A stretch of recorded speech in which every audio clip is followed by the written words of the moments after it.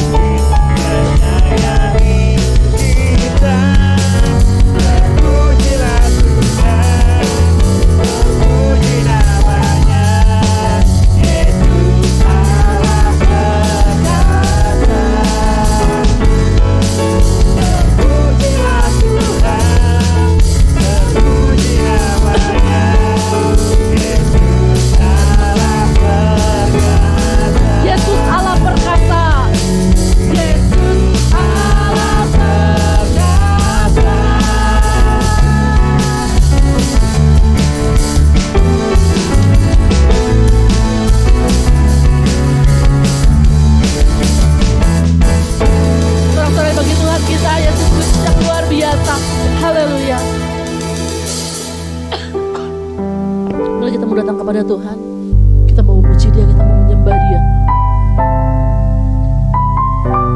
Pagi hari ini Tuhan,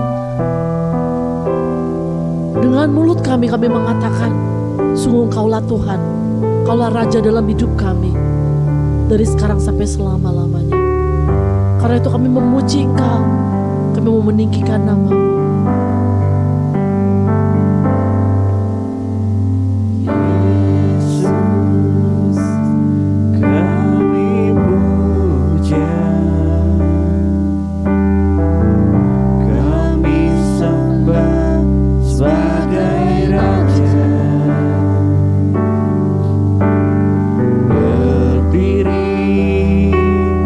Di tengah kami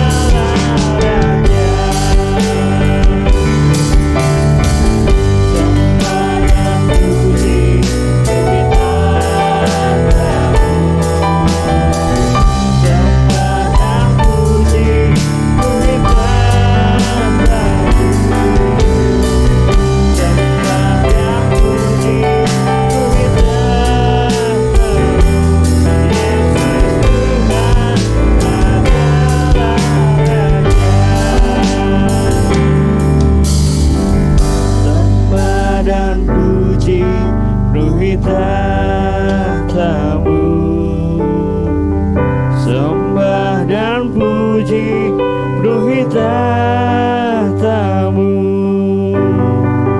Sembah dan puji penuhi tahtamu. Yesus Tuhan adalah Raja. Sembah dan puji, Sembah dan puji penuhi biar pagi hari ini setiap pujian tahtamu. penyembahan kami memenuhi tahta kudus. Sembah dan puji penuhi tahtamu. Sembah dan puji penuhi tahtamu. Yesus Tuhan adalah Raja. Mari jemaat Tuhan, saya undang semuanya kita mau bangkit berdiri. Sembah dan puji penuhi tahtamu. Sembah dan puji penuhi tahtamu. Sembah dan puji penuhi tahtamu. Yesus Tuhan adalah Raja. Sembah dan puji, Sembah dan puji penuhi tahtamu. Sembah dan puji penuhi tahtamu. Sembah dan puji penuhi tahtamu. Yesus Tuhan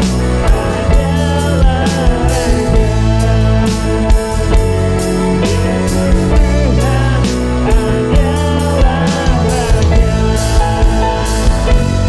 Yesus Tuhan adalah Raja. Yesus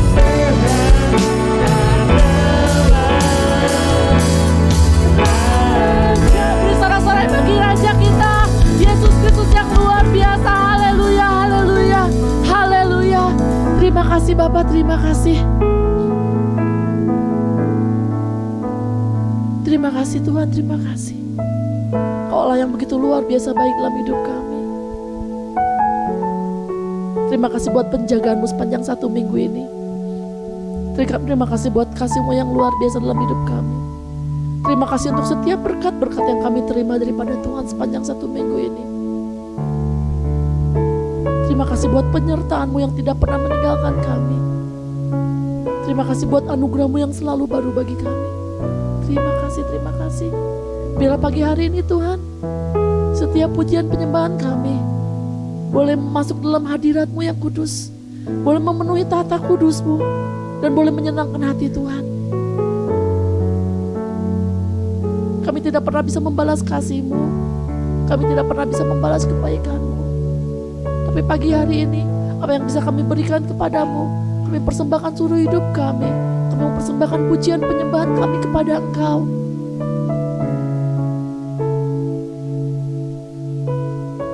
Biarlah sungguh Engkau yang sama-sama bersuka cita pagi hari ini bersama-sama dengan kami. Terima kasih Bapak, terima kasih. Hanya dalam nama Tuhan Yesus Kristus, kami sudah berdoa dan mengucap syukur. Sama-sama yang percaya kita katakan, amin. Tetap bangkit berdiri karena kita mau memuji Tuhan. Allah kita adalah Allah yang dahsyat, amin.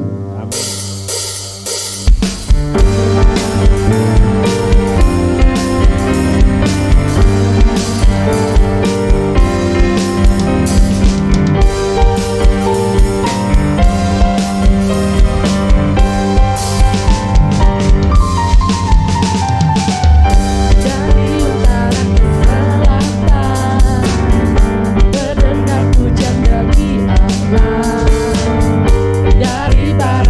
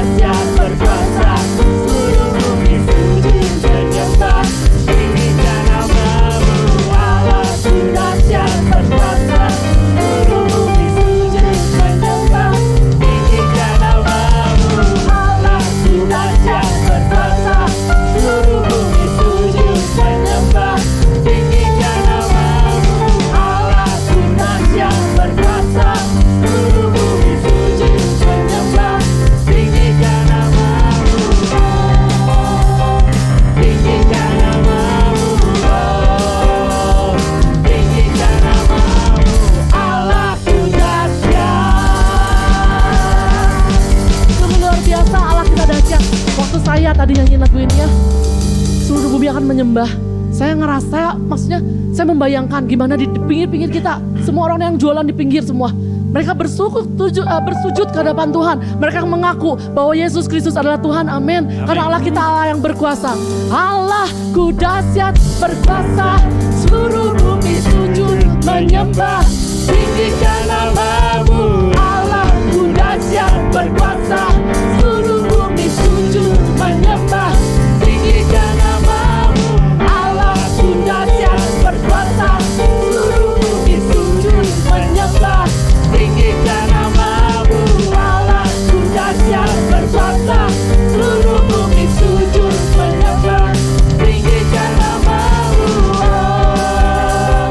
Tinggikan nama-Mu, oh. Sama-sama serukan, Allahku dahsyat. Sungguh luar biasa Engkau Tuhan. Kami percaya setiap lutut akan bertelut dan setiap lidah akan mengaku bahwa Yesus Kristus adalah Tuhan. Amin. Silakan duduk, kita akan siapkan hati kita. Kita mau dengar firman Tuhan. Sungguh Dia Allah yang baik. Dia yang telah mati untuk menebus setiap dosa kita. Dia yang telah mengiringi setiap langkah hidup kita. Kasih-Nya tidak bersyarat, tidak seperti cinta yang di dunia. Sekalipun seringkali mungkin kita jatuh dalam dosa, mungkin kita tidak setia, tapi Tuhan tetap setia. Kasih Tuhan sungguh mulia, tulus dan sempurna mengasihiku. Pengorbanan di Kalvari sungguh berharga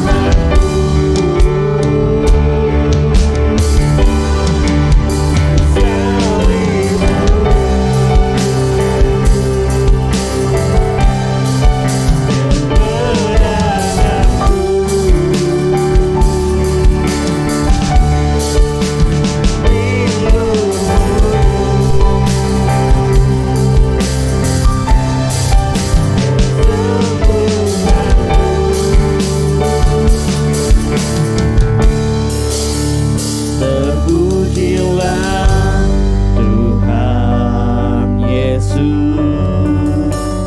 ditinggikan di atas pujian.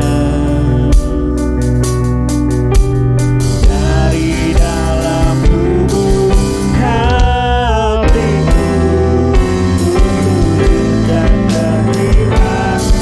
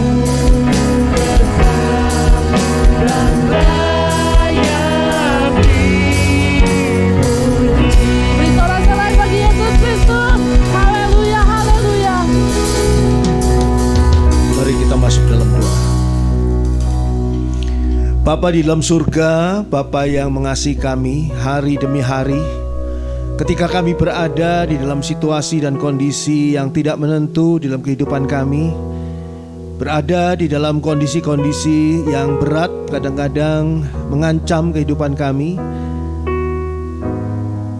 merasakan kehadiran-Mu ya Bapa.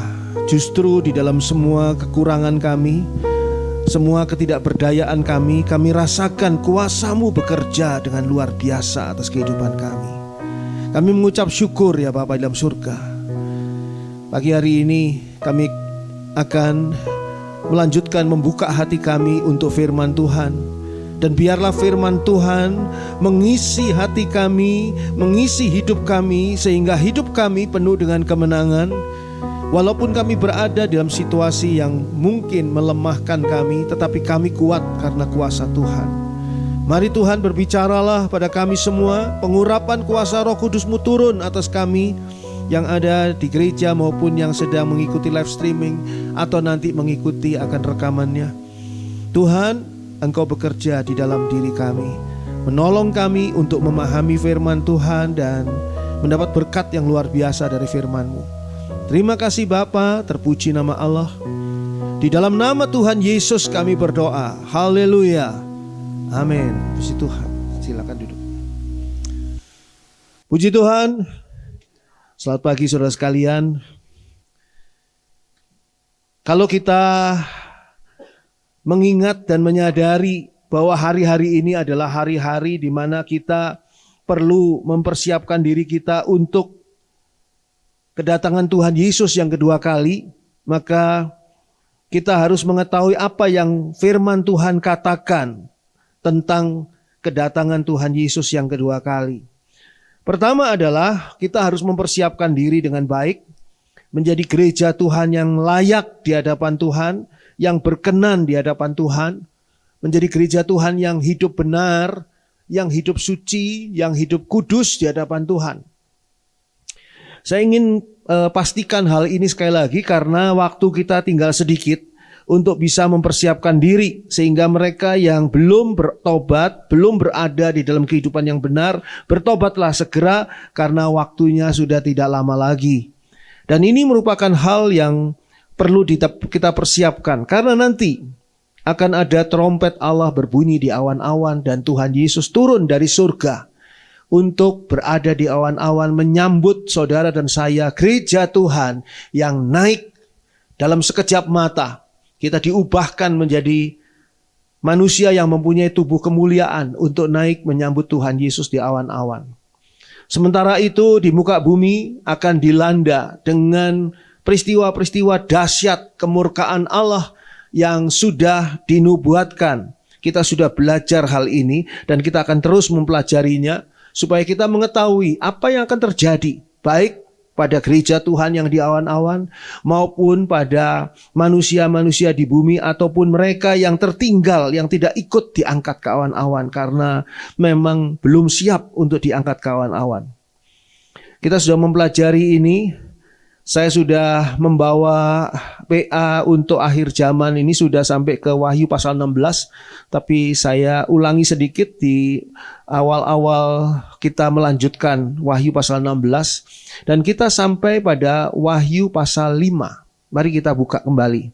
Wahyu pasal 5 ayat 1 sampai dengan ayat yang kelima. Wahyu 5 ayat 1 sampai dengan 5. Maka aku melihat di tangan kanan Dia yang duduk di atas tahta itu sebuah gulungan kitab yang ditulisi sebelah dalam dan sebelah luarnya dan dimeterai dengan 7 meterai. Dan aku melihat seorang malaikat yang gagah yang berseru dengan suara nyaring, katanya, "Siapakah yang layak membuka gulungan kitab itu dan membuka meterai-meterainya?" Tetapi tidak ada seorang pun yang di sorga atau yang di bumi atau yang di bawah bumi yang dapat membuka gulungan kitab itu atau yang dapat melihat sebelah dalamnya. Maka menangislah aku dengan amat sedihnya, karena tidak ada seorang pun yang dianggap layak untuk membuka gulungan kitab itu ataupun melihat sebelah dalamnya. Lalu berkatalah seorang dari tua-tua itu kepadaku, "Jangan engkau menangis. Sesungguhnya singa dari suku Yehuda, yaitu tunas Daud, telah menang, sehingga ia dapat membuka gulungan kitab itu dan membuka ketujuh meterainya. Apa yang kita baca ini adalah nubuatan Tuhan yang diperlihatkan kepada Rasul Yohanes di Pulau Patmos. Sehingga kalau dikatakan pada ayat 1 tadi, maka aku melihat, aku ini adalah Rasul Yohanes yang saat itu diasingkan di Pulau Patmos. Dan di sanalah justru Tuhan menunjukkan apa yang akan terjadi pada akhir zaman.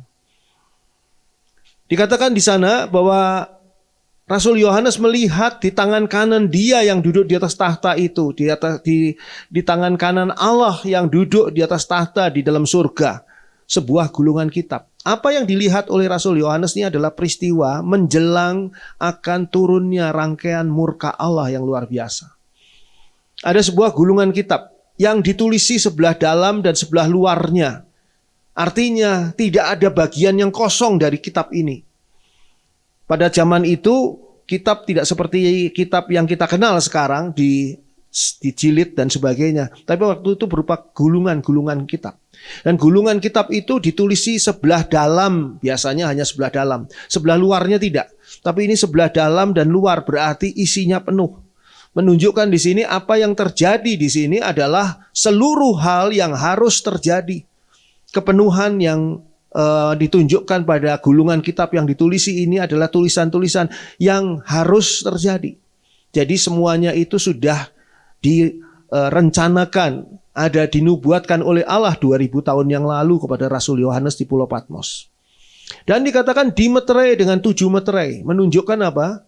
Bahwa apa yang dituliskan ini adalah rahasia. Rahasia yang penting sekali dan tidak boleh sembarang orang yang mengetahui dan tidak boleh sembarang orang yang membukanya. 7 meterai menggambarkan satu segel atau meterai yang sempurna, 7 angka sempurna. Dan 7 meterai ini menunjukkan ini bukan main-main, ini adalah sebuah rencana Allah yang akan dilaksanakan dan ini yang akan menghancurkan kehidupan manusia. Kalau kita lihat ayat yang berikutnya, ayat yang kedua.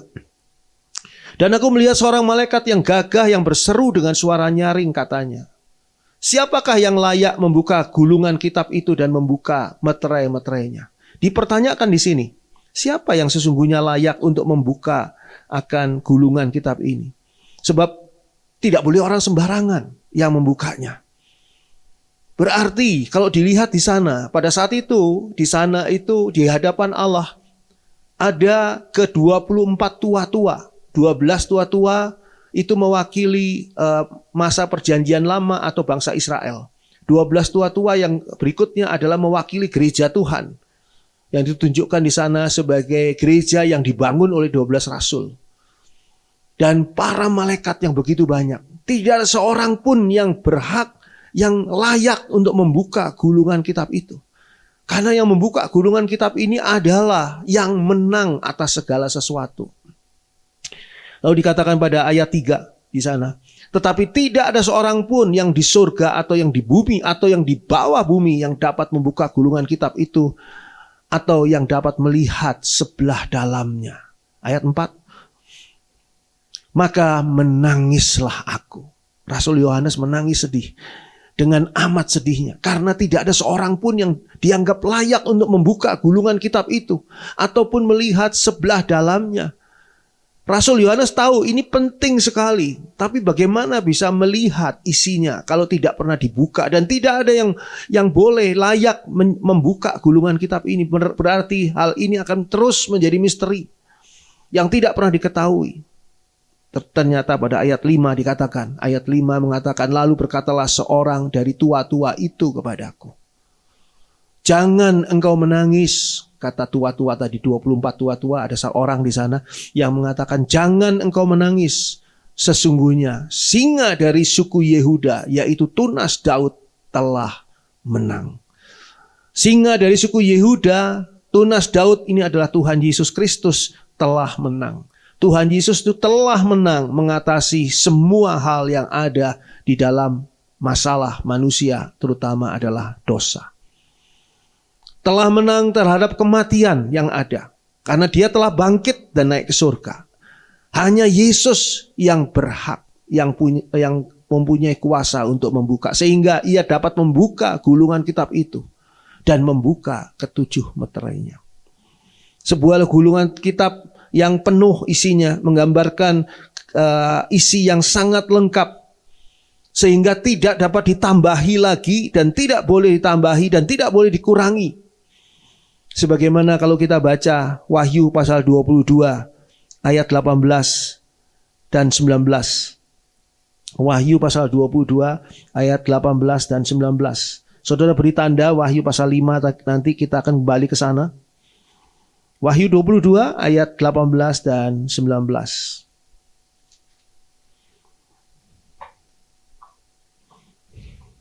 Wahyu 22 ayat 18 dan 19. Aku bersaksi kepada setiap orang yang mendengar perkataan-perkataan nubuat dari kitab ini. Jika seorang menambahkan sesuatu kepada perkataan-perkataan ini, maka Allah telah menambahkan kepadanya malapetaka yang tertulis di dalam kitab ini. Dan jikalau seorang mengurangkan sesuatu dari perkataan-perkataan dari kitab nubuat ini, maka Allah akan mengambil bagiannya dari pohon kehidupan dan dari kota kudus, seperti yang tertulis di dalam kitab ini. Sebagaimana gulungan yang diisi penuh tulisan dengan bagian dalam dan luarnya, berarti tidak bisa ditambah dan tidak boleh dikurangi. Maka dikatakan pada akhir dari bagian Alkitab yang saudara pegang adalah Wahyu pasal 22 ayat 18 dan 19 mengatakan bahwa apa yang tertulis di sini tidak boleh ditambahi lagi dan tidak boleh dikurangi. Sebab yang berani menambahi akan ditambah malapetakanya. Sedangkan yang berani mengurangi akan dikatakan di sana Allah akan mengambil bagiannya dari pohon kehidupan dan dari kota kudus. Jadi di sini kita lihat bahwa apa yang dikatakan oleh firman Tuhan ini harus benar-benar menjadi satu pegangan bagi kita yang final. Firman Tuhan, Alkitab ini adalah pegangan yang final. Sehingga tidak patut ditambahi dengan catatan apapun juga. Ada banyak ajaran sesat di muka bumi saat ini di dunia yang memberikan Alkitab yang sama dengan Alkitab yang kita pegang ini dengan sebuah buku yang lain, yaitu buku pedoman dari pengajaran sesat itu.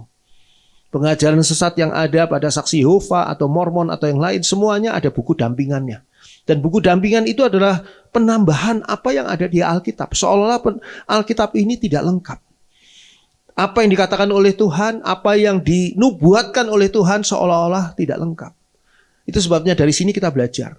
Apapun yang saudara terima dari Tuhan, jangan dilebih-lebihkan dan jangan dikurangi. Jangan memanipulasi apa yang Tuhan berikan. Kalau Tuhan memberikan kepada saudara sebuah mimpi misalnya. Mimpi itu adalah sebuah pesan bagi saudara dan sebagainya. Jangan sampai saudara menambah-nambahi pada saat menginterpretasikan mimpi tadi. Jangan saudara mengurang-urangi pada saat saudara menceritakan mimpi tadi. Apa adanya. Ketika Tuhan menaruh satu pesan di hati saudara, jangan dikurangi dan jangan ditambahkan. Mau sepahit apapun ceritakan, itu pesannya. Suatu ketika Samuel kecil, pada waktu itu masih anak-anak, dia tinggal di bait Allah bersama Imam Eli. Samuel adalah hakim terakhir dan nabi yang sangat luar biasa. Tapi pada waktu dia kecil, masih anak-anak, dia tinggal di bait Allah bersama dengan Imam Eli. Dan suatu saat Tuhan memberikan pesan kepada Samuel untuk disampaikan kepada Imam Eli tentang dosa dan kesalahan anak-anak dari Imam Eli. Anak-anak Imam Eli ini adalah para imam juga, tapi melakukan dosa yang mengotori pelayanan mereka, yang mengotori akan mimbar Tuhan, mezbah Tuhan. Dan Samuel kecil ini menceritakan kepada Imam Eli apa yang akan terjadi. Tuhan akan menghukum anak-anak Imam Eli. Itu diceritakan langsung, nggak pakai dikurang-kurangi, nggak pakai diperhalus. Apa yang ada mungkin menyakitkan dan mengecewakan Imam Eli, karena Imam Eli mungkin merasa kamu itu sudah saya pelihara di sini, dikasih makan, dibesarkan di sini, dididik, tapi kok kamu malah membuat saya takut dan sedih karena nasib anak-anak saya begitu jeleknya. Dikatakan oleh Tuhan. Tapi begitulah caranya. Kalau kita mau menerima sesuatu dari Tuhan, jangan dilebih-lebihkan, tapi juga jangan dikurangi. Itu sebabnya saya selalu ingatkan, harus jujur, Harus jujur apa adanya. Ketika nanti pada pencurahan Roh Kudus, saudara menerima bahasa roh, katakanlah, sampaikanlah sebebas-bebasnya sebagaimana adanya. Tapi kalau saudara tidak menerima bahasa roh, jangan mengarang-arang bahasa roh. Jangan mengkreasikan sendiri bahasa roh versi saudara. Jangan. Ingat, saudara akan mengalami apa yang menjadi peringatan Tuhan pada Wahyu 22 ayat 18-19. Jangan menambahi dan jangan mengurangi. Apa yang dititipkan Tuhan kepada saudara dan saya, itulah adanya. Dan biarlah itu boleh menjadi berkat. Mau itu keras, mau itu tidak keras. Makanya kalau saya menyampaikan firman Tuhan juga saya menyerahkan diri sama Tuhan. Tuhan, terserah Tuhan deh. Apa yang mau disampaikan? Apakah ini sebuah pengajaran yang keras, mungkin menampar banyak orang termasuk menampar saya sendiri, atau ini adalah yang membelai jemaat dan membelai saya sendiri? Terserah Tuhan. Pokoknya apa yang ada. Dan itulah menjadi pedoman kita sebagai anak-anak Tuhan. Sebuah gulungan kitab yang ditulisi luar dan dalam. Nanti kita lihat dulu gambarnya. Gambar nomor 1, gulungan kitab yang dibuka. Ini gulungan kitab yang dibuka ya. Ini enggak sebenarnya ya.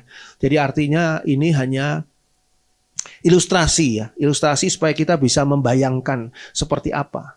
Kalau saudara lihat ada anehnya gulungan kitab ini karena apa? Bagian dalamnya yang dibuka itu ada tulisannya. Dan bagian luarnya yang tergulung itu juga ada tulisannya. Jadi memang penuh. Gulungan kitab ini sudah terbuka. Dan gulungan kitab yang terbuka itu melalui pembukaan 7 meterai terlebih dahulu. Gulungan kitab dimeterai dengan 7 meterai seperti nubuatan Daniel. Daniel menubuatkan yang harus dimeteraikan sampai pada akhir zaman.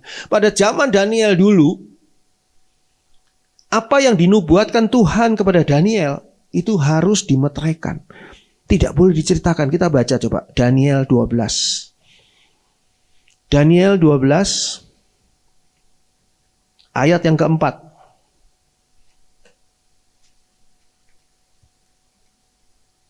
Ya. Daniel 12 ayat 4. Tetapi engkau, Daniel, sembunyikanlah segala firman itu dan meteraikanlah kitab itu sampai pada akhir zaman. Banyak orang akan menyelidikinya dan pengetahuan akan bertambah. Dikatakan pada kitab Daniel 12 ayat yang keempat, bahwa kitab itu harus dirahasiakan, harus dimeteraikan, tidak boleh dibuka. Pada zaman itu belum saatnya untuk membuka apa yang dituliskan di dalam kitab yang dinubuatkan kepada Daniel. Ingin saya beritahukan sekali lagi bahwa apa yang terjadi pada saat itu, pada saat zaman Daniel, kurang lebih 550 tahun sebelum Masehi. Jadi kurang lebih berbeda 500 tahun dengan Yohanes. Daniel menerima nubuatan akhir zaman untuk bangsa Israel. Sedangkan Yohanes itu menerima nubuatan akhir zaman untuk gereja Tuhan. Itu perbedaannya. Ada tapi nubuatan-nubuatan untuk gereja Tuhan yang dititipkan kepada Daniel. Nah, inilah yang dikatakan di sini, tetapi engkau Daniel sembunyikanlah segala firman itu. Karena belum waktunya. Dan meteraikanlah kitab itu sampai pada akhir zaman. Meteraikan sampai akhir zaman. Kapan mulai akhir zaman? Akhir zaman dimulai pada saat Tuhan Yesus mati di kayu salib, Tuhan Yesus bangkit dan Tuhan Yesus naik ke surga. Itu mulainya akhir zaman. Pada saat Tuhan Yesus melayani di muka bumi, dikatakan meteraikan ini. Jangan dibuka dulu karena belum waktunya. Sampai pada akhir zaman. Nanti pada akhir zaman ini baru boleh dilihat dengan perspektif dan pikiran orang yang ada di akhir zaman. Supaya bisa memahami apa yang dimaksudkan oleh Tuhan. Karena pikiran Tuhan begitu besar, kita tidak mungkin bisa mengerti dalam waktu yang singkat. Kita harus mempelajarinya. Tapi diingatkan, banyak orang akan menyelidikinya dan pengetahuan akan bertambah. Pada zaman Daniel, Mereka belum ngerti kata-kata ini. Tapi sekarang kita tahu. Sekarang ini banyak orang menyelidiki tentang akhir zaman. Baik orang Kristen maupun orang yang bukan Kristen.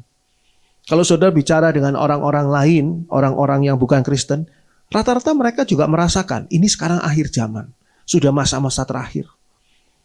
Dan pengetahuan akan bertambah. Sekarang itu ada pengetahuan-pengetahuan yang luar biasa. Pengetahuan teknologi AI, teknologi kuantum, dan macam-macam hal. Yang luar biasa. Dan ini masih terus berlanjut. Ini belum seberapa, ini baru awal. Nantinya akan menjadi hal yang sangat-sangat luar biasa. Dan ini yang merupakan hal yang begitu banyak yang akan berusaha untuk membingungkan orang tentang apa yang akan terjadi. Ya saudara, kalau dapat informasi cuma satu, kecap yang paling bagus adalah, kecap yang paling enak adalah ini kecap nomor 1. Saudara gampang, tinggal cari kecap itu dan beli. Tapi kalau sekarang kecap ini enak, kecap itu enak, kecap ini enak, kecap ini sehat, kecap, saudara bingung mau beli yang mana ya? Makin banyak informasi, makin bingung. Saudara pergi ke rumah makan yang cuma jual satu macam masakan, soto, ya sudah, saudara beli soto sudah. Tinggal sekarang kuahnya terpisah atau kuahnya dicampur gitu aja. Tapi kalau serumah makan yang menunya banyak, saudara bingung. Bisa 2 hari kok saudara mikir menu yang mana ya enak, ini enak, ini pengen, ini kayaknya kolesterol nih. Karena apa? Menunya banyak. Sekarang itu banjir informasi, banjir pengetahuan yang disebut pengetahuan maupun yang palsu. Dan sekarang apa yang disuarakan oleh Alkitab yang original, yang asli, yaitu nubuatan Daniel dan nubuatan Yohanes, ini menjadi terkubur. Sama seperti kalau saudara terima chat WA. Tiba-tiba chat WA-nya banyak gitu. Chat WA teman saudara yang tadi pertama sudah tertimbun istilahnya dengan chat WA yang lain. Sekarang tugas gereja Tuhan untuk membangkitkan kembali, untuk mengeluarkan kembali. Seperti gulungan kitab ini akan terjadi. Gulungan kitab ini hanya bisa dibuka oleh Tuhan Yesus. Ya. Menggambarkan apa? Hanya Tuhan Yesus yang mempunyai kuasa untuk menghakimi dunia. Karena gulungan kitab ini ada hubungannya dengan penghakiman atas dunia ini. Siapa yang berkuasa untuk menghakimi dunia? Kisah Para Rasul 10. Kisah Para Rasul 10 ayat 42 dan 43.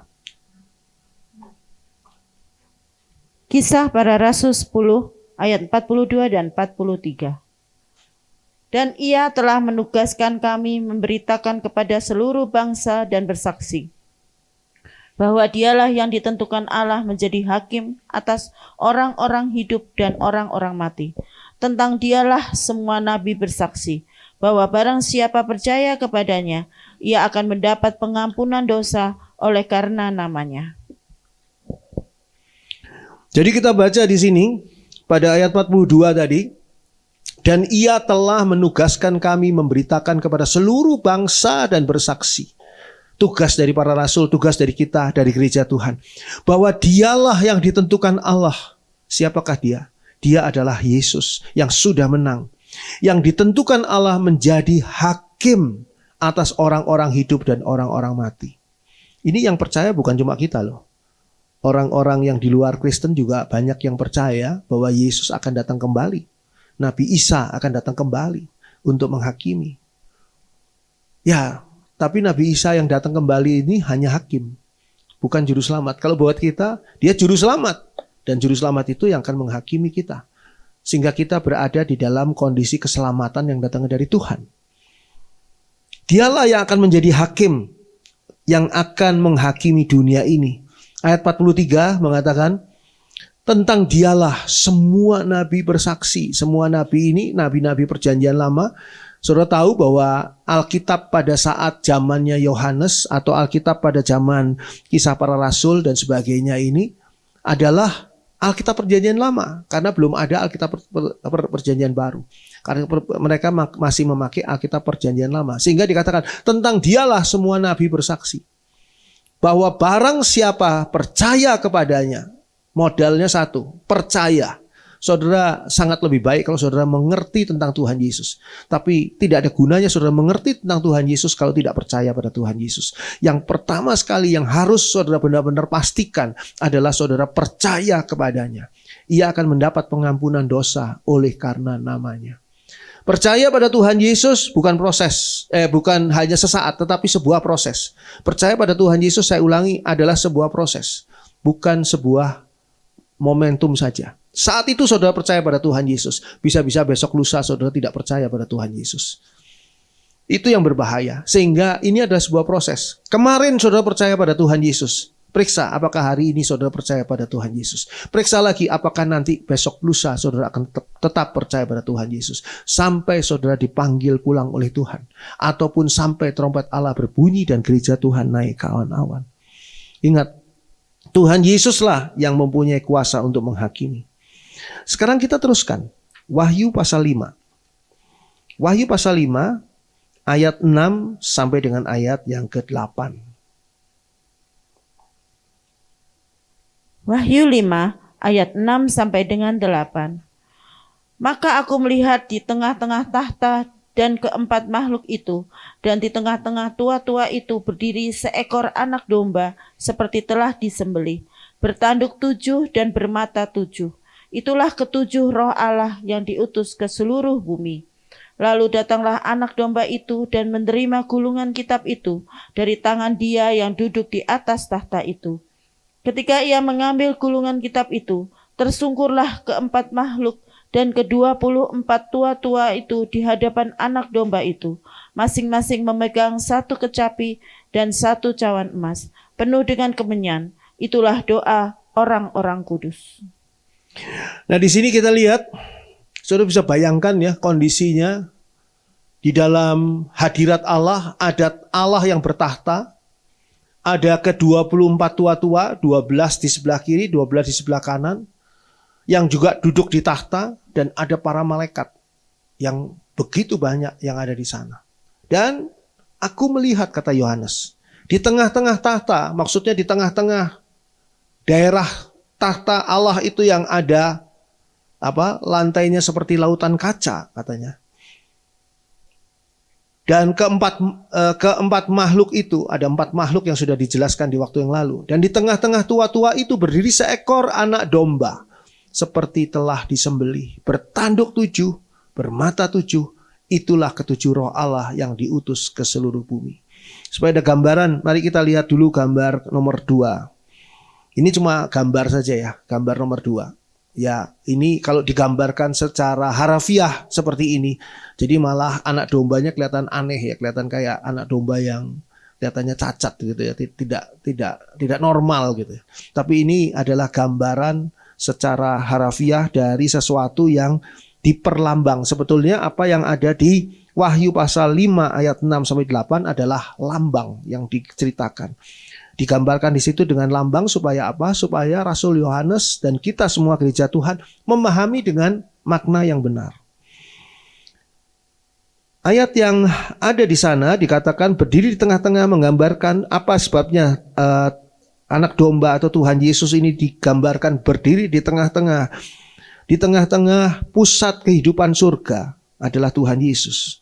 Mari kita buka, saudara beri tanda Wahyu pasal 5, kita buka Filipi pasal 2. Filipi pasal 2 ayat 9 dan sampai dengan ayat 11. Filipi 2 ayat 9 sampai dengan 11. Filipi 2 ayat 9 sampai dengan 11. Itulah sebabnya Allah sangat meninggikan dia dan mengaruniakan kepadanya nama di atas segala nama, supaya dalam nama Yesus bertekuk lutut segala yang ada di langit dan yang ada di bumi dan yang ada di bawah bumi. Dan segala lidah mengaku Yesus Kristus adalah Tuhan, bagi kemuliaan Allah Bapa. Nah, inilah yang menyebabkan gambaran yang terjadi, anak domba itu berada di tengah-tengah. Di tengah-tengah pusat kehidupan surga. Seperti yang dikatakan di sini pada Wahyu Filipi 2 ayat 9 tadi. Itulah sebabnya Allah sangat meninggikan dia dan mengaruniakan kepadanya nama di atas segala nama.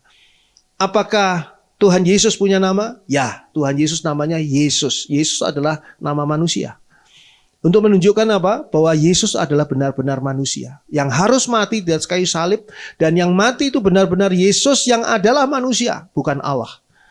Kealahannya dikosongkan di sana, dan itu adalah Yesus yang manusia. Jadi ini nama, dan ini adalah nama di atas segala nama. Dikatakan pada ayat 10 selanjutnya, supaya dalam nama Yesus bertekuk lutut segala yang ada di langit dan yang ada di atas bumi dan yang ada di bawah bumi. Seperti tadi yang saudara nyanyikan. Bertekuk lutut. Semua makhluk yang ada dan pernah ada. Yang di mana? Di langit, para malaikat. Yang ada di atas bumi, para manusia. Yang ada di bawah bumi. Gambaran di bawah bumi ini bukan berarti saudara gali bawah bumi ada apa sih isinya, bukan begitu. Tapi bawah bumi ini adalah gambaran daerah dari kuasa kegelapan. Semuanya bertekuk lutut. Tidak ada satupun yang bisa mengalahkan Yesus. Ayat 11. Dikatakan di sana. Dan segala lidah mengaku Yesus Kristus adalah Tuhan bagi kemuliaan Allah Bapa. Dan hal ini akan benar-benar tercapai. Ini nubuatan yang akan terpenuhi. Bahwa seluruh dunia di atas langit, di atas bumi, di bawah bumi, semuanya mengakui Yesus adalah Kristus. Yesus Kristus adalah Tuhan bagi kemuliaan Allah Bapa. Dan peristiwa ini nanti yang akan mewujudkan apa yang dikatakan oleh kitab Wahyu tadi, pasal yang ke-5 ayat 6-8, di mana anak domba itu ada di tengah-tengah. Dan anak domba itu hanya seekor saja. Menggambarkan apa ini? Menggambarkan hanya ada satu juru selamat, yaitu Tuhan Yesus Kristus. Kita baca Yohanes pasal 1. Yohanes 1 ayat 29. Yohanes 1 ayat 29. Pada keesokan harinya, Yohanes melihat Yesus datang kepadanya dan ia berkata, "Lihatlah anak domba Allah yang menghapus dosa dunia." Jadi, penghapus dosa dunia, juru selamat hanya satu, Tuhan Yesus Kristus. Walaupun sekarang dunia dengan segala pemikiran dan filsafatnya berusaha untuk menjelaskan bahwa ada banyak jalan menuju keselamatan. Bagaimana dengan orang yang belum pernah mengenal Yesus? Bagaimana kalau orang itu tinggal di tengah hutan, belum pernah menerima Injil? Bagaimana kalau anak kecil yang belum memahami Injil dan belum pernah menerima Injil? Apakah mereka juga akan diselamatkan dan sebagainya? Pertanyaan-pertanyaan itu hendak menggiring kita bahwa ada jalan lain menuju keselamatan. Seolah-olah ada jalan lain dan banyak jalan lain menuju keselamatan. Antara lain adalah perbuatan baik. Padahal firman Tuhan katakan, engkau diselamatkan bukan karena perbuatanmu, tapi itu adalah kasih karunia, anugerah Tuhan yang luar biasa diberikan kepada saudara dan saya yang sesungguhnya tidak layak untuk menerimanya. Justru anugerah itu terasa berharga luar biasa ketika yang menerimanya tidak layak. Kalau yang menerimanya layak, itu namanya ya hadiah. Kalau saudara sekarang bertanding dan saudara menjadi pemenang, dan karena saudara menang, saudara mendapat hadiah utama. Nah, 10 juta misalnya begitu ya. Wah ya itu memang layak gitu ya. Ya itu biasa saja, yang mau dia menang ya dapat 10 juta. Yang tidak biasa itu adalah kalau saudara ternyata di dalam lomba itu adalah orang terakhir. Orang yang paling kalah. Nah si ini orang yang paling kalah. Sekarang si ini silahkan maju ke depan untuk menerima pengalungan bunga dan hadiah 10 juta. Nah itu yang luar biasa. Itulah kasih karunia. Kita itu adalah orang yang kalah. Kita itu tidak menang. Kita itu tidak berhasil. Kita itu jatuh di dalam dosa. Tapi Tuhan Yesus menghapus dosa kita dan menyelamatkan kita. Dan ini adalah menunjukkan bahwa satu-satunya juru selamat hanya Yesus. Coba kita buka juga Kisah Para Rasul 4. Kisah Para Rasul 4 ayat yang ke-12. Kisah Para Rasul 4 ayat 12.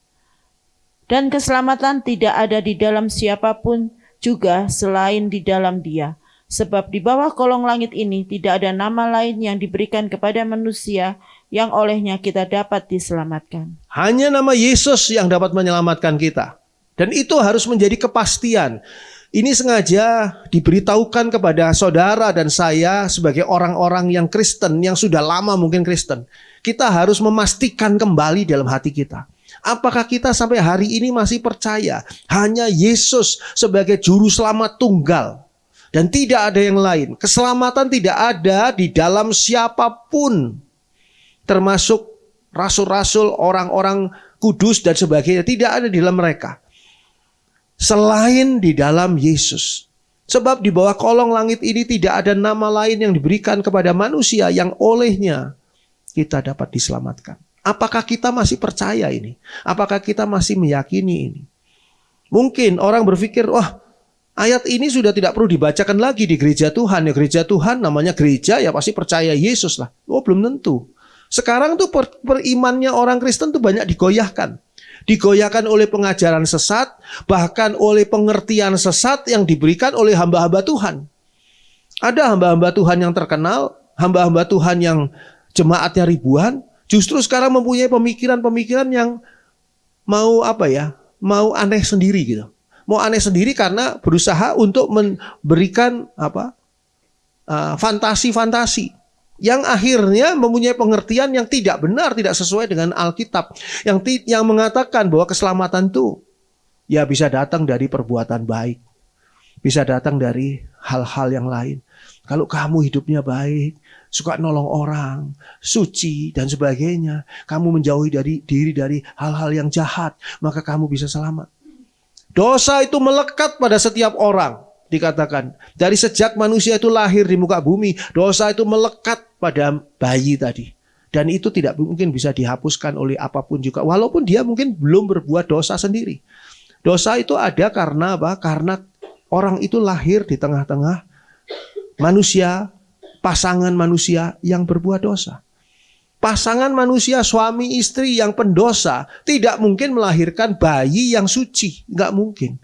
Karena apa? Karena mereka pendosa. Jadi bayi itu lahir sudah dalam kondisi dosa. Lalu siapa yang mau menolong dia, yang mau menyelamatkan dia? Hanya nama Yesus. Itu sebabnya kita serahkan anak kita ke dalam tangan Tuhan. Tuhan, saya serahkan anakku ini Tuhan. Saya sudah diselamatkan oleh Yesus Kristus, tapi sekarang giliran anak saya diserahkan untuk diselamatkan oleh Tuhan Yesus Kristus. Sehingga tidak ada satupun yang bisa dicuri oleh kuasa setan iblis, kuasa gelap, untuk mencelakai anak-anak Tuhan ataupun gereja Tuhan generasi-generasi berikutnya. Jadi hanya seekor anak domba. Enggak banyak, hanya seekor anak domba di tengah-tengah pusat kehidupan surga tadi. Hanya satu juru selamat. Dikatakan seperti telah disembelih. Anak domba itu seperti telah disembelih, ini anak domba ini. Menggambarkan Tuhan Yesus sudah menjadi korban penebus dosa, tetapi sekarang sudah bangkit. Jadi anak domba ini seperti telah disembelih. Jadi peristiwa ini adalah peristiwa yang merupakan kelanjutan dari penyaliban Tuhan Yesus, kematian Yesus, kebangkitan Yesus, dan kenaikan Tuhan Yesus ke surga. Disitulah anak domba itu berada. Kita baca 1 Korintus 5. 1 Korintus 5 ayat 7, bagian akhir ya.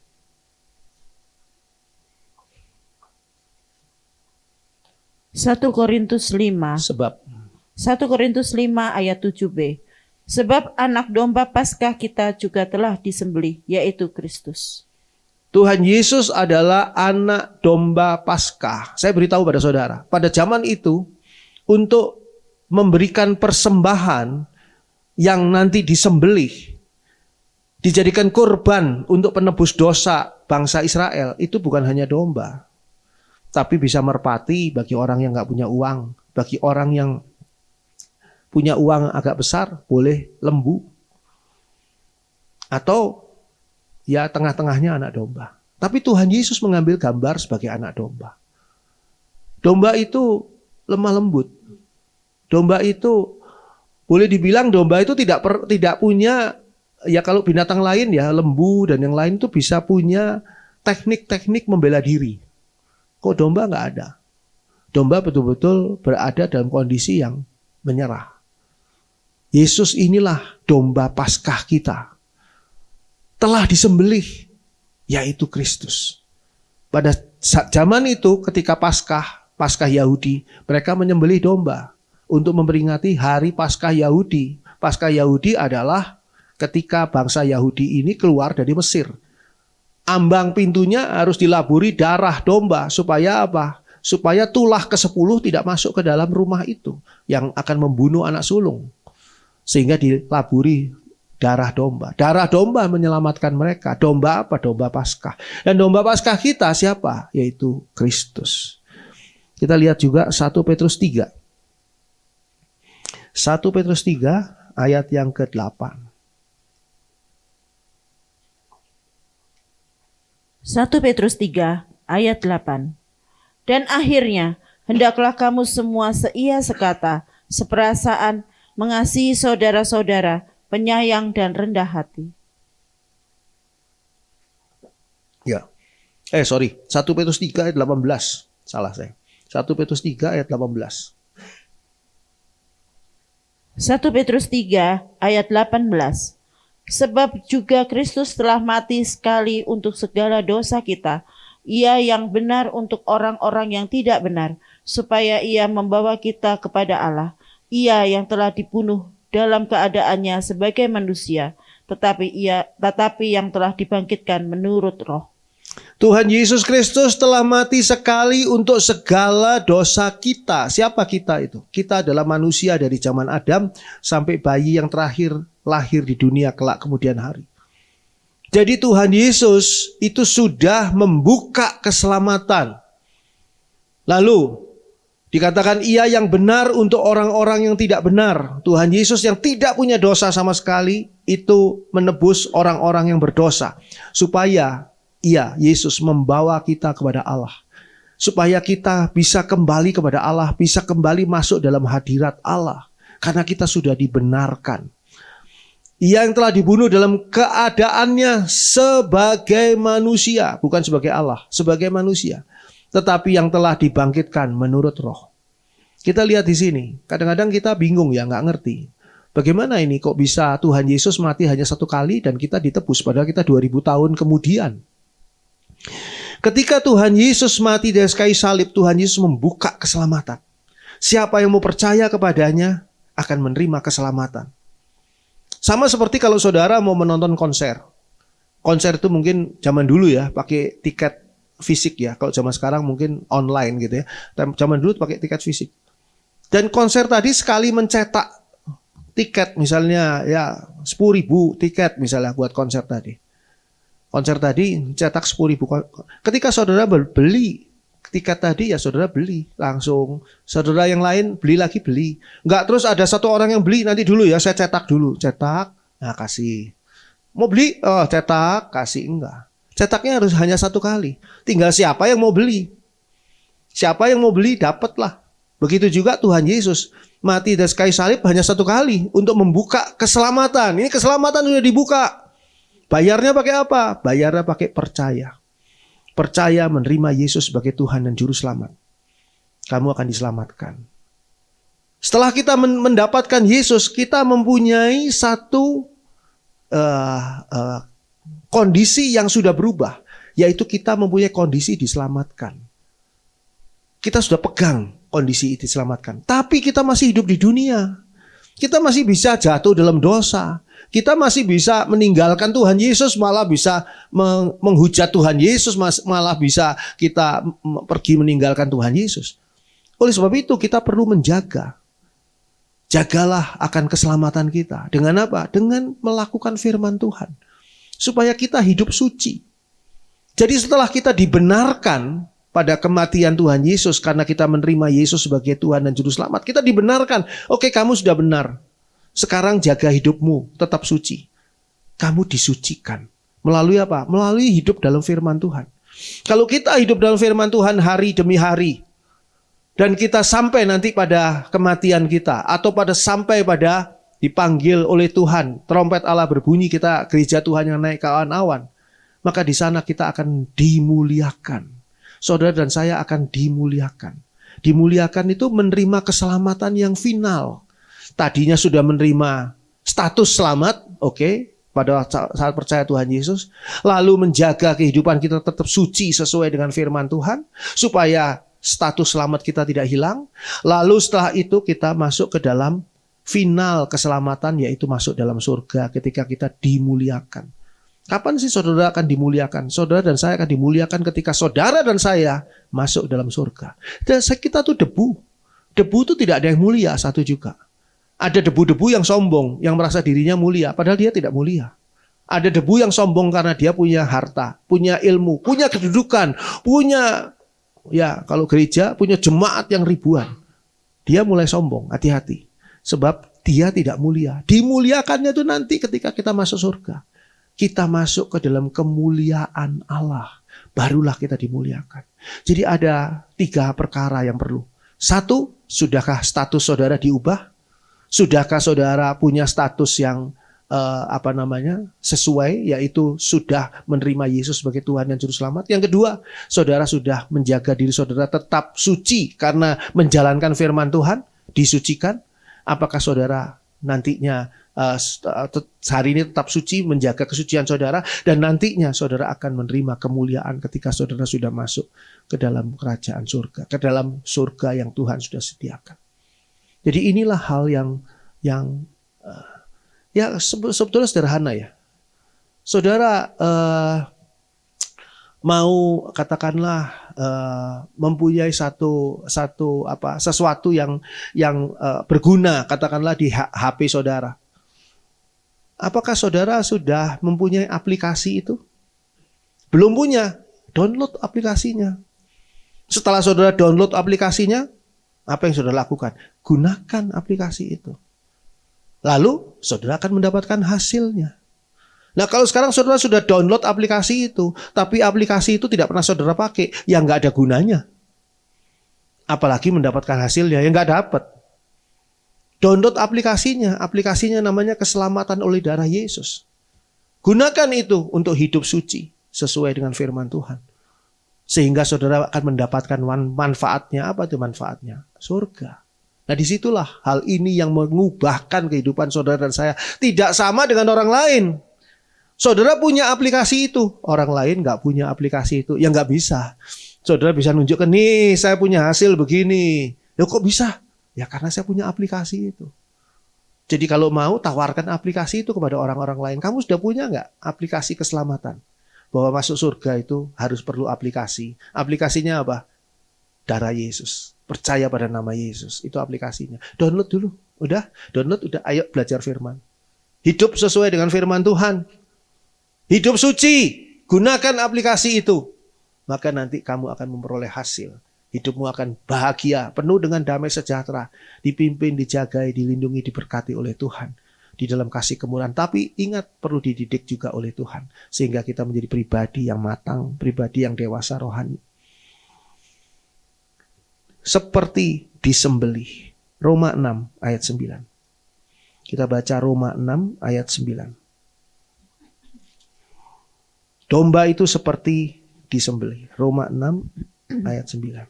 Roma 6 ayat 9. Karena kita tahu bahwa Kristus sesudah ia bangkit dari antara orang mati, tidak mati lagi. Maut tidak berkuasa lagi atas dia. Menunjukkan apa ini? Menunjukkan kemenangan Yesus itu mutlak. Saudara kalau lihat pada waktu katakanlah seorang, katakanlah Mike Tyson jadi juara dunia dalam bidang tinju. Dia akan tetap jadi juara dunia sebelum ada yang mengalahkan. Dan kita ngerasa bahwa wah berat nih. Rasanya gak ada yang bisa mengalahkan Mike Tyson. Sebab kalau Mike Tyson bertanding itu 2-3 menit, belum sampai 2 menit, 2 menit, 1 menit sudah KO, orangnya sudah selesai. Jadi kalau mau nonton pertandingan Mike Tyson tuh harus 5 menit sebelumnya sudah dibuka TV kalau zaman dulu. Dibuka TV. Kalau enggak, begitu kita ketinggalan, telat, ya udah KO udah lawannya. Nggak mungkin lah ada yang bisa mengalahkan. Tapi ternyata Mike Tyson dikalahkan. Dan itu menjadi kegemparan yang luar biasa. Mike Tyson yang hebat begitu dikalahkan. Sekarang apakah dia juara dunia? Udah bukan juara. karena sudah dikalahkan dan sudah juara yang mengalahkan dia dikalahkan oleh orang lain dan sekarang nggak tahu siapa di juara dunia sekarang yang menjuarai ya WBA, WBC dan sebagainya. Tapi Yesus Tuhan ketika dia sudah mengalahkan kematian, dia tidak pernah dikalahkan lagi oleh apapun dan oleh siapapun, oleh maut. Sehingga Yesus ini adalah juara abadi. Pemenang abadi. Yang selama-lamanya tidak ada yang bisa mengalahkan Yesus. Tidak ada yang bisa menangkap Yesus lagi dengan maut. Yesus tidak mati lagi. Ini penting. Yesus sudah bangkit. Kalau saudara percaya Yesus bangkit, saudara adalah seorang yang sungguh-sungguh beriman pada Tuhan Yesus. Tapi berbahaya kalau saudara percaya bahwa Yesus juga bisa mati lagi. Yesus tidak bisa mati lagi. Dia tidak mati lagi. Maut tidak berkuasa lagi atas dia. Ingat, Yesus adalah pemenang yang memang benar-benar kekal. Pemenang abadi. Jadi seperti telah disembelih. Dan anak domba ini dikatakan tadi bertanduk 7. Menggambarkan Tuhan Yesus memiliki tanduk. Tanduk itu gambaran kuasa. Memiliki kuasa. 7 itu sempurna. Memiliki kuasa yang sempurna. Coba kita buka Matius 28. Matius 28 ayat 18. Matius 28 ayat 18. Yesus mendekati mereka dan berkata, "Kepadaku telah diberikan segala kuasa di sorga dan di bumi." Jadi Tuhan Yesus adalah pemegang satu-satunya kuasa di surga dan di bumi. Allah Bapa mempercayakan seluruh kuasa ada di dalam tangan Tuhan Yesus. Betapa luar biasanya Yesus. Orang yang tidak mengenal Yesus seperti ini, orang itu berani menghujat Yesus, berani menghina Yesus. Kita tidak perlu membela Yesus. Yesus yang harusnya membela kita karena kita adalah orang-orang yang tidak berdaya. Sedangkan Yesus adalah luar biasa. Tuhan Yesus yang membela kita. Makanya kenapa kok orang Kristen kalau Tuhannya dihujat diam-diam saja. Sebab apa? Orang itu nanti mengalami akibatnya sendiri yang menghujat Yesus. Karena Yesus ini adalah sang penguasa yang sejati, yang sebenarnya. Kepadaku telah diberikan segala kuasa di surga dan di bumi. Ini menunjukkan apa? Bahwa Tuhan Yesus adalah anak domba yang mempunyai tanduk, yaitu kuasa yang sempurna, yaitu 7. Gambaran ini gambaran-gambaran yang membuat Yohanes kembali memahami atau mengenali tentang Yesus yang dimaksudkan oleh anak domba yang terlihat sudah disembelih. Dikatakan anak domba ini bermata 7. Yang disebutkan yang adalah ketujuh roh Allah yang diutus ke seluruh bumi. Jadi Yesus ini dikatakan bermata 7 atau anak domba itu bermata 7. Ketujuh roh Allah yang diutus ke seluruh bumi. Yang menggambarkan bahwa Tuhan Yesus itu memiliki roh Allah, mata yang sempurna 7. Kita buka Matius 3. Matius 3 ayat 16. Ayat-ayat ini akan menguatkan saudara dan saya di dalam kita percaya kepada Yesus. Tidak kosong kepercayaan kita. Matius 3 ayat 16. Matius 3 ayat 16. Sesudah dibaptis, Yesus segera keluar dari air dan pada waktu itu juga langit terbuka dan ia melihat roh Allah seperti burung merpati turun ke atasnya. Dikatakan di sana pada waktu Yesus dibaptis, itu ada roh Allah turun ke atasnya. Kalau tadi di kitab Wahyu pasal 5 tadi dikatakan bahwa ketujuh roh Allah yang diutus ke seluruh bumi ayat 6. Ini pada Wahyu pasal 5 yang menggambarkan Tuhan Yesus memiliki roh Allah yang sempurna. Kita juga belajar bahwa roh Allah ini adalah seperti kalau kita itu mata itu adalah panca indera kita. Kita menangkap segala sesuatu di sekeliling kita. Kita menangkap segala keadaan di sekeliling kita dengan panca indera kita, antara lain mata. Dan mata di sini bermata 7 yang menggambarkan dalam tanda kutip panca indera Allah. Padahal Allah tidak berpanca indera ya, panca indera Allah. Atau alat Allah untuk menangkap segala sesuatu yang ada. Dan ketujuh roh Allah ini dikatakan sudah diutus ke seluruh bumi, artinya Allah sudah memantau bumi dengan jelas. Ketika Allah mengambil keputusan waktu dan saatnya di mana bumi ini akan dihancurkan, itu adalah keputusan yang sudah sangat-sangat dipertimbangkan dan diperhitungkan oleh Allah. Dan Yesus inilah anak domba Allah yang mempunyai roh Allah yang sempurna. Lukas 4 ayat 1.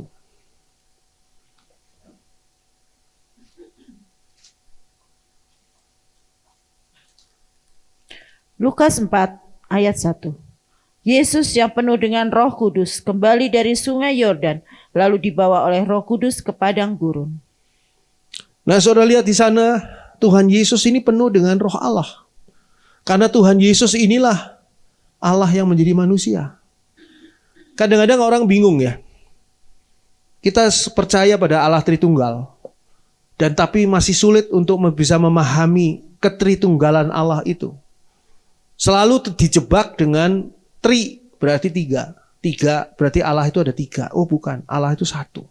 Allah itu satu pribadi. Tapi di dalam berperan untuk manusia, Allah itu menampilkan pribadinya masing-masing. Untuk disalib di atas kayu salib itu bukan Allah Bapa. Juga bukan Roh Kudus yang disalib di atas kayu salib. Tapi harus Yesus yang adalah Allah yang menjadi manusia. Kenapa? Karena yang berdosa adalah manusia. Sehingga yang harus disalib, yang harus dihukum, yang harus menerima murka Allah. Ketika Yesus mengatakan di atas kayu salib, Eloi, Eloi, lama sabachthani, Allahku, Allahku, mengapa engkau meninggalkan aku? Itu karena apa? Karena Yesus itu manusia yang menanggung dosa umat manusia. Harus Yesus. Nah, ketika sekarang pada saat Yesus sudah naik ke surga, lalu Allah akan menyertai kehidupan saudara dan saya. Allah menyertai kita bukan berarti terus ada Tuhan Yesus terus yang menggandeng kita. Seperti pada gambar-gambar yang sering kali kita terima. Tuhan Yesus seolah-olah menggandeng kita. Jadi kemana-mana ada Tuhan Yesus. Saudara jalan-jalan, saudara kerja, saudara kuliah, ada Tuhan Yesus di sebelah saudara. Jadi harus narik satu bangku dulu. Kan Tuhan Yesus orang ya, manusia loh. Jadi ketika saudara kuliah, saudara harus narik satu bangku dulu untuk Tuhan Yesus duduk di sini. Ada gereja ya, yang di belakangnya mimbar itu ada 3 kursi. Saya pernah nanya, itu kenapa kok ada 3 kursi di belakang mimbar? Apakah buat pendetanya dan wakilnya, misalnya begitu. Oh bukan, itu untuk Allah Bapa, Allah Anak, dan Allah Roh Kudus. Wah, pemahaman atau imannya dia kepada Tritunggal bagus ya, tapi pemahamannya salah. Karena yang bisa duduk di kursi itu siapa coba dari 3 ini? Cuma Yesus yang bisa duduk. Karena Yesus tuh punya tubuh. Jadi bisa duduk. Kalau Roh Kudus, ya itu fantasi kita untuk duduk di atas. Jadi kalau kita paham nih, kenapa Allah yang tunggal itu mengekspresikannya dalam 3 peran, dalam 3 pribadi, itu karena kasihnya yang luar biasa untuk saudara dan saya. Allah Bapa itu menjadi sumber hidup saudara dan saya. Allah Bapa itu menjadi sumber dan menjadi tujuan hidup kita. Kita datang dari Allah Bapa dan nanti kita kembali ke Allah Bapa. Bagaimana dengan dosa kita? Ditebus oleh siapa? Oleh Yesus yang adalah Allah yang menjadi manusia. Dan bagaimana hidup kita di dunia? Tadi kan sudah dikatakan. Ketika kita ditebus oleh Tuhan Yesus, kita sudah mempunyai kondisi yang diubah. Dari orang yang tidak selamat, orang yang dimurkai menjadi orang yang selamat. Berarti kita sudah berubah di situ. Tapi untuk menjalani hidup kita di dunia ini, bagaimana kita bisa bertahan terhadap semua godaan, cobaan, dan tekanan dari setan iblis? Setan iblis itu luar biasa loh kalau menekan kita. Bagaimana kita bisa bertahan? Hanya dengan firman Tuhan. Dan bagaimana kita bisa memiliki kuasa firman Tuhan itu, bisa mengerti firman Tuhan, bisa berjalan di atas firman Tuhan. Tuntunan Roh Kudus yang menuntun kita. Makanya kita butuh Roh Kudus. Supaya nanti selesainya semua ini, kita bisa bertemu dengan Allah Bapa. Dan di situ kita baru tahu, baru bisa betul-betul 100% mengerti bahwa Allah itu satu, yang di dalamnya ada Bapa, Anak, dan Roh Kudus. Dan itulah yang menjadi kekuatan saudara dan saya. Sehingga kalau saudara ditanya oleh siapapun, berapa Allahmu atau kamu menyembah siapa? Kami menyembah Allah yang tunggal, Allah yang Esa.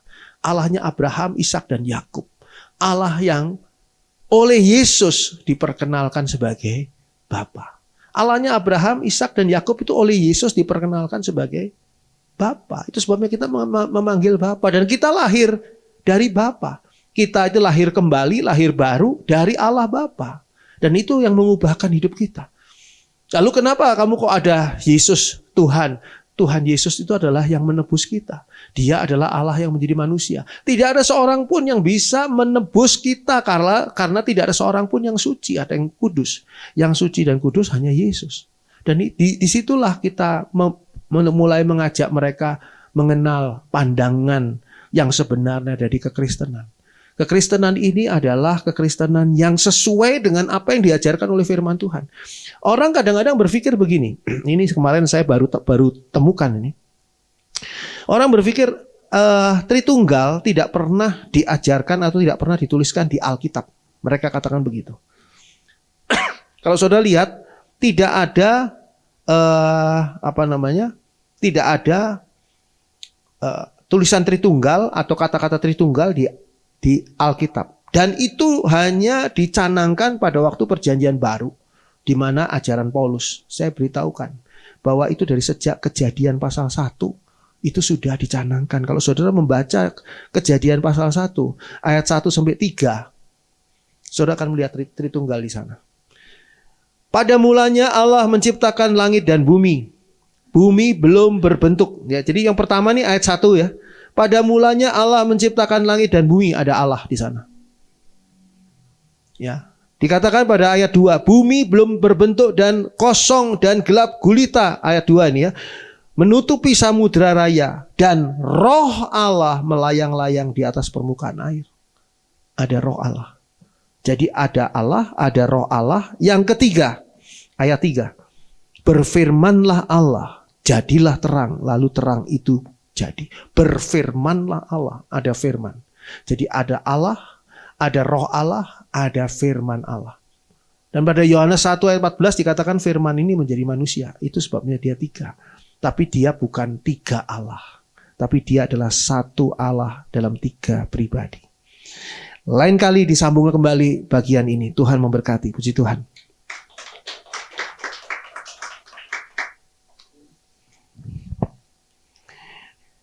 Yesus kekuatan.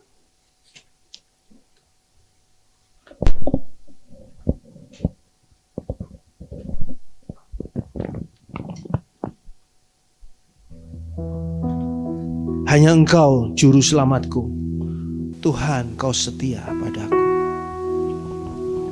Yang ku pegang hanya janji-Mu.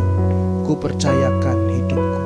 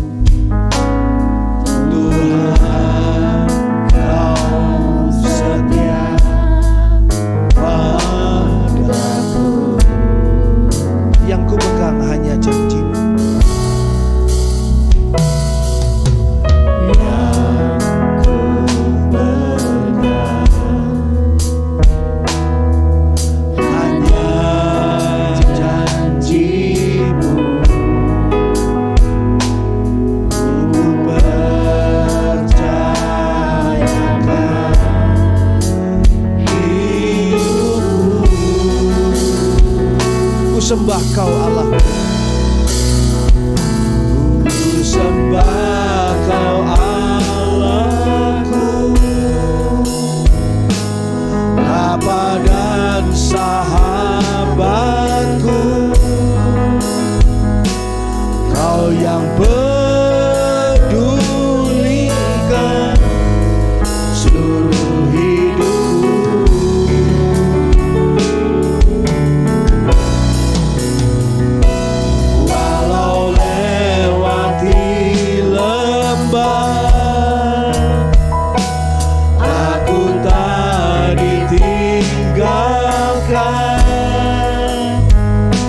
Yesus kekuatan.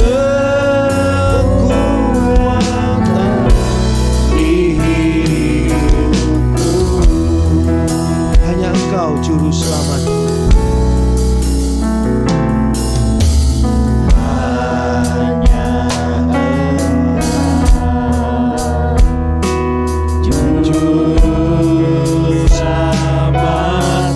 Terima kasih Tuhan. Tuhan, Kau setia padaku. Amin. Terima kasih Tuhan. Amin.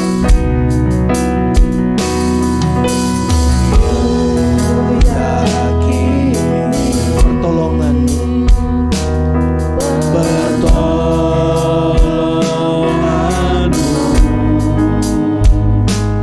takkan terlambat bagiku. Mari kita bangkit berdiri. Ku sembah Kau Allahku, Bapa dan sahabatku, Kau yang pedulikan seluruh hidupku. Walau lewati lembah, walau lewati lembah, aku tak ditinggalkan. Yesus kekuatan hidupku. Ku sembah Kau Allahku, sembah Kau Allahku. Haleluya, haleluya. Bapa dan sahabatku,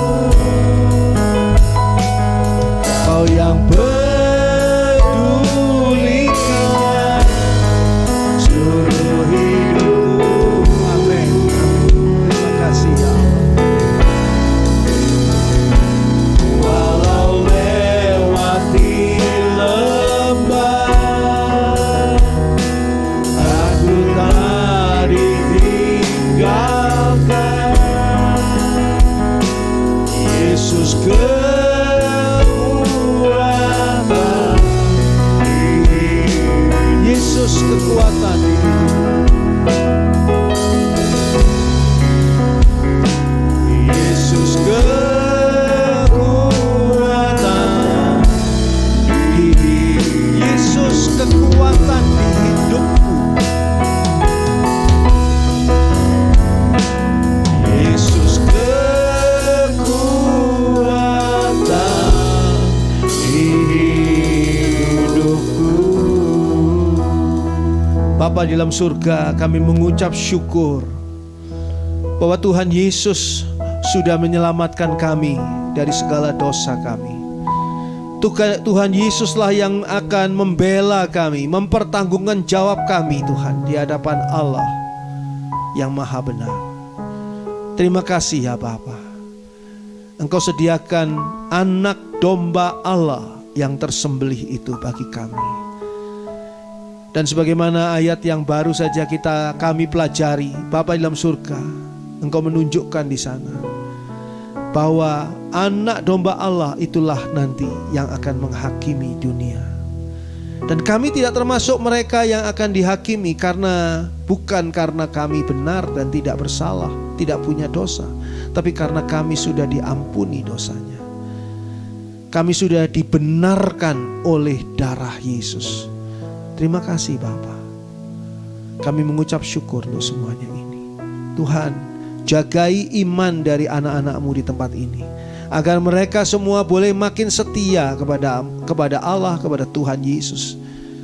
Dan semakin hari semakin bertumbuh kerohanian mereka, semakin dewasa rohani, mementingkan Allah lebih dari segalanya dalam kehidupannya. Terima kasih Bapa dalam surga, terpuji nama Allah. Dalam nama Tuhan Yesus kami berdoa. Haleluya. Amin. Puji Tuhan, silakan duduk. Ya, ini ada banyak pengumuman sebetulnya yang mestinya masuk di dalam warta jemaat tapi tidak bisa masuk karena ya space-nya, tempatnya tidak ada. Jadi Pertama, pemuritan hari Selasa tanggal 3 nanti ditiadakan untuk satu kali pemuritan hari Selasa tanggal 3 bulan 6. Tanggal 3 ya, bukan Selasa besok ya. Selasa besok ada pemuritan. Jadi ini perlu diumumkan bahwa Selasa besok ini adalah tanggal berapa ya? 28 ya. 28 masih ada pemuritan. Satu kali lagi 27 masih ada pemuritan satu kali lagi. Nanti tanggal 3 baru ditiadakan. Sekali lagi saya tegaskan, pemuritan hari Selasa malam tanggal 27 masih ada satu kali lagi. Mereka yang mau ikut saya harapkan bisa onsite. Tapi kalau yang tidak bisa onsite ya bisa online. Tapi kalau bisa sih onsite lebih baik ya, lebih enak juga. Lalu bagi mereka yang tergerak untuk memberikan kolekte ini ya, dalam acara pemuritan maupun Zoom hari Jumat, Zoom memahami ayat-ayat Alkitab, itu tidak pernah diedarkan kolekte ya, baik di hari Selasa maupun di hari Jumat Zoom. Tapi bagi mereka yang tergerak untuk memberikan kolekte, bisa menyampaikannya ke nomor rekening yang untuk kolekte. Mungkin kalau di YouTube ada ya nomor rekening untuk kolekte yang belakangnya 111-nya 5 kali itu ya. Atau masukkan ke kotak persembahan khusus dan tulis di situ kolekte untuk misalnya untuk pemuritan ataupun untuk apa? Zoom memahami ayat-ayat Alkitab. Semua ini akan kita gunakan untuk operasional gereja kita. Lalu hal yang lain lagi adalah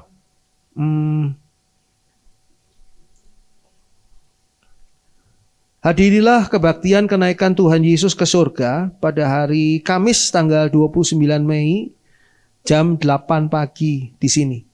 Jadi ini adalah hari memperingati kenaikan Tuhan Yesus ke surga. Ajaklah teman, keluarga, mungkin ada yang datang dari luar kota atau luar negeri, datang untuk bisa diajak hadir tempat ini untuk sama-sama menikmati berkat Tuhan di sini. Lalu hal yang lain juga, persiapkanlah diri saudara untuk mendapatkan perjamuan kudus dan kesempatan untuk menyampaikan persembahan persepuluhan pada ibadah tanggal 1 Juni hari Minggu depan jam 8 pagi. Ya. Jam 8 pagi 1 Juni. Lalu berikutnya adalah beberapa pengumuman yang lain. Oh ya, ini ketinggalan. Ini itu dulu. Ini pengumumannya begitu banyak.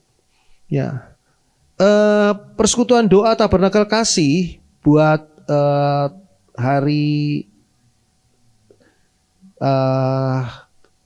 dalam minggu ini dipindahkan pada hari Kamis tanggal 29 Mei 2025.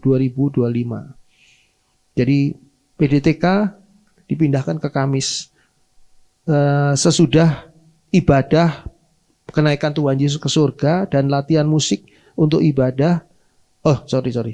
Sesudah ibadah dan latihan musik yang untuk ibadah tanggal 1 bulan 6. Jadi ada latihan musik juga di tanggal 29. Setelah itu ya baru PDTK. Jadi PDTK kira-kira jam berapa? PDTK dulu. Jadi PDTK kira-kira 10:30 mungkin ya. 10:30. Jadi persekutuan doa Tabernakel Kasih untuk minggu ini 10:30 Kamis. Lalu dilanjutkan dengan latihan untuk ibadah hari Minggu tanggal 1. Ya, ini saya mesti konsentrasi dengan baik ini karena banyak sekali ini. Lalu jangan lupa ada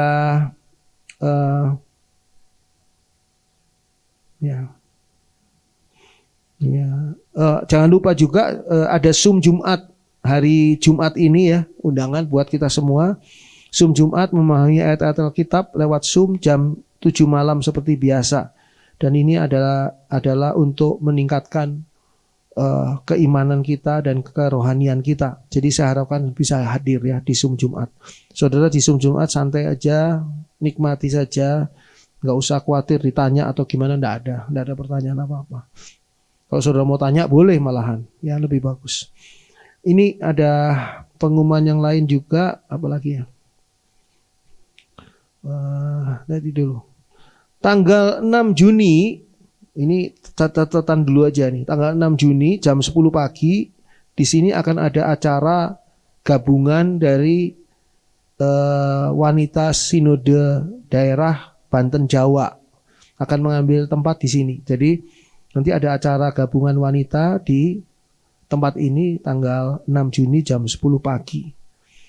Itu ketua wanita dari Sinode Daerah Banten Jawa, Ibu Elsa akan datang bersama dengan rombongannya untuk bisa bersekutu dengan kita semua yang ada di Jawa Barat, Bandung, Lembang, dan harusnya Bogor, tapi Bogor rasanya nggak bakal datang. Ya, ini terus lagi ada apa lagi ya? Ini sudah. Oh, bagi mereka yang mau mengikuti sungguh-sungguh pencurahan Roh Kudus, ada 3 hal yang bisa dilakukan. Adalah pertama, puasa 10 hari dari sejak hari Kamis malam tanggal 29 Mei 2025 jam 11 malam sampai dengan jam 4 sore keesokan harinya. Ya, 10 hari dari Kamis 29 Mei sampai Sabtu 7 Juni. Jadi hari Sabtu. Lalu ibadah doa pencurahan Roh Kudus pada hari Kamis, Jumat, Sabtu tanggal 5, 6, 7 Juni ada di Warta Saudara jam 6 petang di sini. Lalu kebaktian Pentakosta pada hari Minggu 8 Juni jam 8 pagi di sini. Ya, saya rasa itu aja. Akhirnya selesai yang begitu banyak ya. Tapi nanti minggu depan pasti diingatkan lagi. Tuhan memberkati. Puji Tuhan.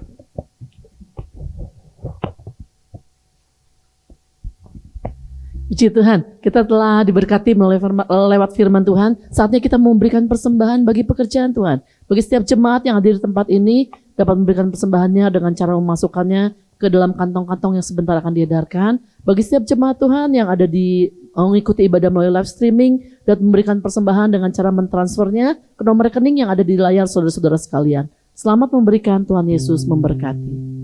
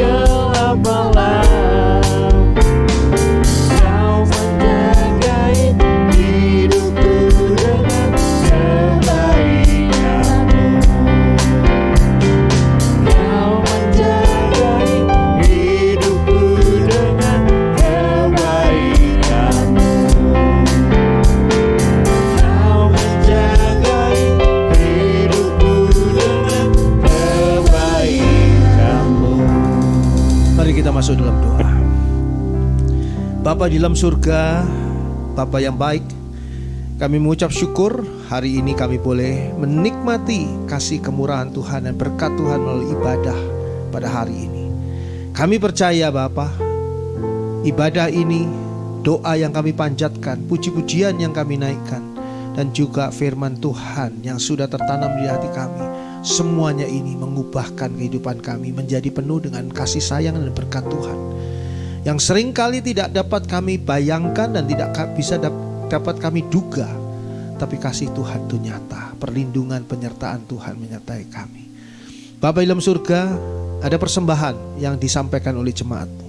Biarlah persembahan baik yang dimasukkan ke dalam kantong kolekte maupun yang dikirim melalui transfer bank, semuanya diterima oleh Allah, disucikan dan kuduskan untuk pekerjaan Tuhan di gereja-Mu ini.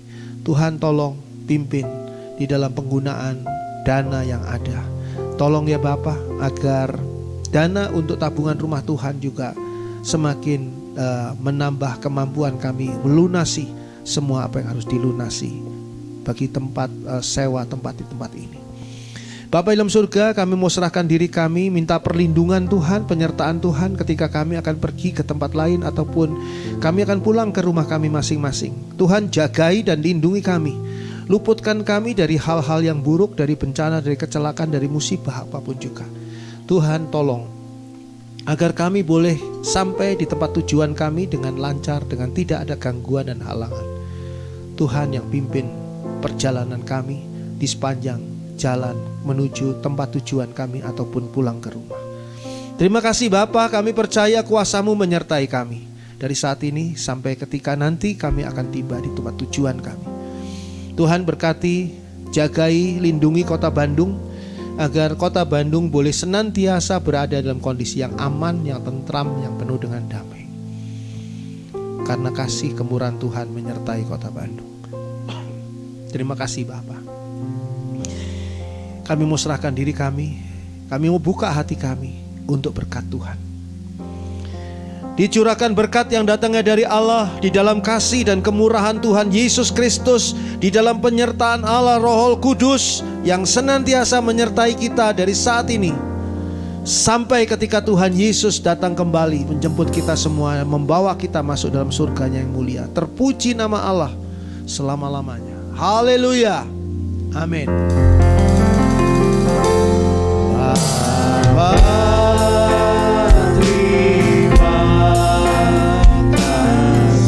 Terima kasih Bapa.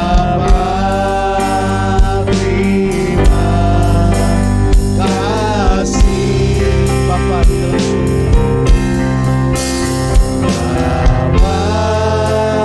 di dalam surga.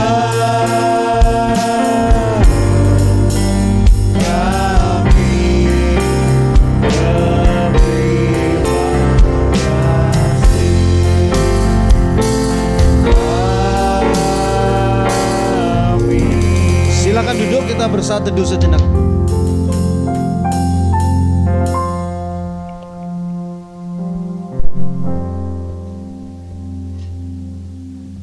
Selamat pagi, Tuhan memberkati kita semua. Puji Tuhan.